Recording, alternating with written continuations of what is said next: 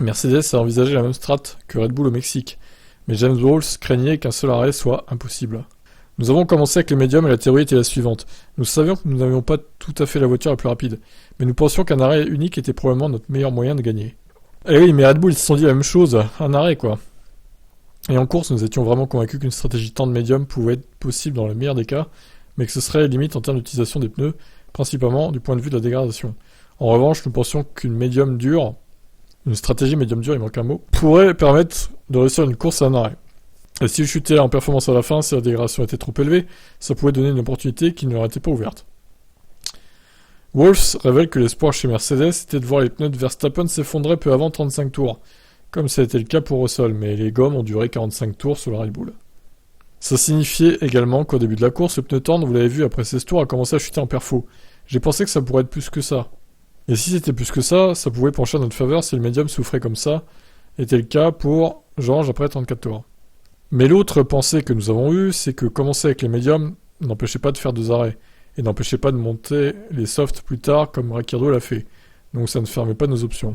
La question était donc de savoir si on perdait beaucoup de temps au début de la course, mais notre processus de pensée était qu'avec l'aspiration nous allions probablement devoir nous rattraper, mais que nous perdrions probablement rien en conséquence, et que ça nous donnerait des opportunités plus tard.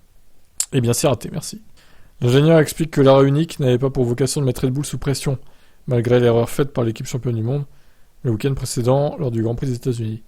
C'est certainement pas basé sur ce qui s'est passé là-bas. Red Bull est probablement la meilleure équipe pour les aérostands, et il est rare qu'ils fassent une erreur comme ils l'ont fait à Austin. Donc on n'en tient pas compte. Ce que je peux dire, c'est que si nous pouvons leur mettre la pression, nous essaierons parce que les humains n'aiment pas ça.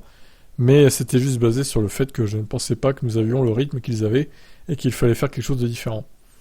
Wolff révèle qu'à partir du moment où Hamilton et Russell n'étaient pas devant Verstappen au premier virage, la course se compliquerait. Le seul moyen aurait été d'être devant au virage 1. C'était la seule façon de le faire. Ouais, et encore honnêtement, parce que il aurait undercuté et au final, les Mercedes auraient prolongé leur relais et au final ils seraient quand même ressortis devant les Mercedes après l'arrêt. Je suis même pas sûr que ça aurait que ça aurait changé grand chose honnêtement.